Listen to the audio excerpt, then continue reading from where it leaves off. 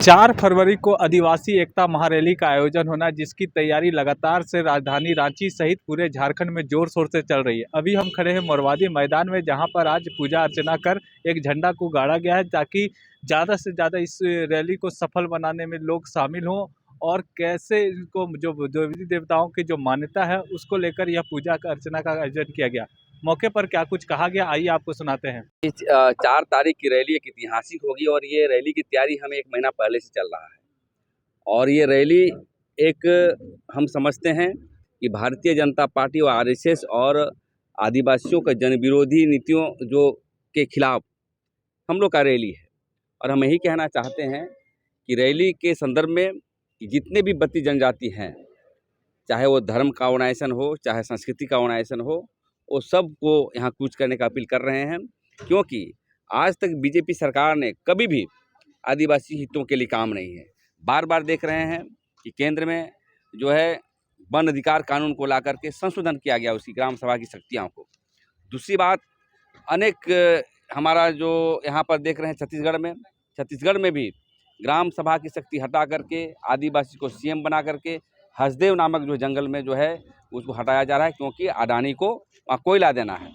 तो हम ये रैली एक ऐतिहासिक होगी। हम यही कहेंगे कि हम झारखंडियों का एक आदिवासी एकता रैली का संदर्भ यही है कि हम एक पटिया, एक खटिया और एक अखड़ा में बैठ करके जो परंपरा रही है हम लोग का जीने खाने का, रहने के समाजवादी टाइप का, तो उसी तरह हम लोग चाहते हैं कि झारखंड में आदिवासी बत्तीस जनजाति एक मंच पर आए और जो झारखंड के विकास के पैमाने पर आगे बढ़ने का काम करें और यहाँ पर विद्वेष नहीं फैले, व्यवनस नहीं फैले, किसी का समाज को तोड़ी नहीं जाए। इसी विषय को लेकर के आज हम लोग का जो है 4 तारीख को हम लोग हुंकार भरेंगे। इसी मैदान में प्रधानमंत्री जी भी आने वाले हैं, आदिवासी जनजाति समाज के लिए एक सम्मेलन करने वाले हैं। उसमें क्या आदिवासियों का सहयोग होगा, वो जुटेंगे?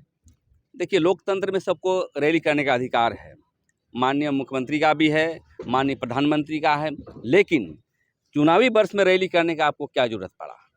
कहीं ना कहीं आप आदिवासियों को इस्तेमाल करना चाहते हैं, आदिवासियों के वोट बैंक पर नज़र हैं। आप आदिवासी की बड़ी बड़ी बात करते हैं, लेकिन आदिवासियों के विकास के लिए आप कुछ नहीं करते हैं। यदि आपको इतना ही हितैषी रहता तो आप ग्राम सभा की शक्ति को नहीं हटाते और दिए गए जो भी संवैधानिक अधिकार हैं आदिवासियों का, वो हटाने का प्रयास नहीं करते हैं। और 11 तारीख को जो आ रहे हैं आप ये बतलाने के लिए कि हम लोग जो है आदिवासियों का हितैषी हैं। अरे, देश का जो राष्ट्रपति है, जो देश का जो प्रथम नागरिक है, उसको भी आप बना करके उसको अपमान करने का काम किया है। जब आप लोकसभा में उद्घाटन हो रहा था, उस समय संसद का उद्घाटन हो रहा था, उसमें आपने नहीं बुलाया। और तो राम मंदिर के पूजा पाठ करने में भी आप कम से कम गेस्ट के रूप में भी बुलाना चाहिए, वहाँ नहीं बुलाया।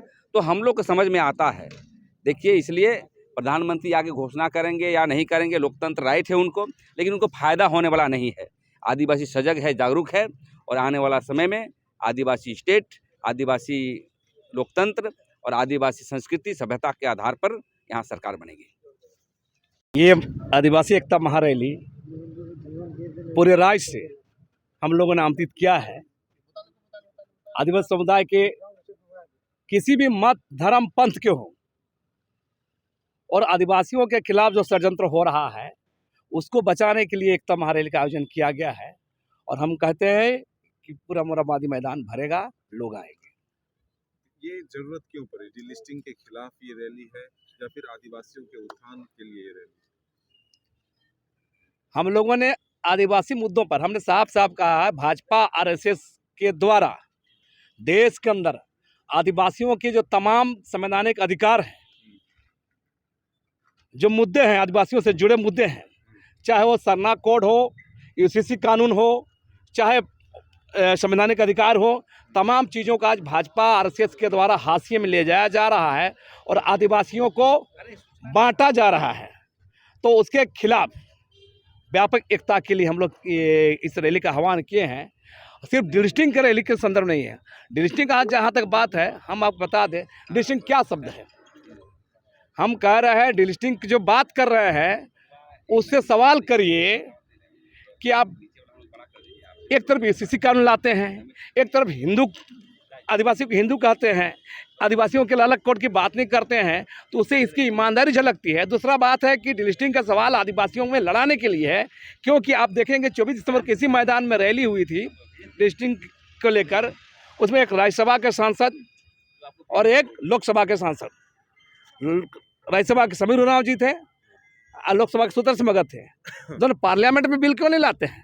अगर ईमानदारी अगर है तो मोरवादी में होके क्या होने वाला है? हमारा कहना है पूरा साजिश के तहत ये लड़ाने का मामला था, इस पर हम लोग ज़्यादा जोर नहीं है। हमारा कहना है कि कॉन्स्टिट्यूशन शब्द कहाँ है? हम आदिवासी मुद्दों पर, आदिवासी सवालों पर हम लोगों को अपील किए हैं और सब लोगों को इस रैली में बुलाया है और पूरे राज्य भर के लोग इसमें आएंगे। आ जाए इससे पहले इसका क्या मतलब? देखिए, कोई भी कार्य करने से पहले हम लोग का आदिवासी रीति रिवाज के पूर्व से ही चलता आया है कि बेलवा फड़ी किया जाता है। इसलिए कि कोई भी कार्य करने से पहले आप मेरा कार्य सफल हो, कोई भी कार्य करने से हम लोग करते हैं तो बेलवा फड़ी करते हैं।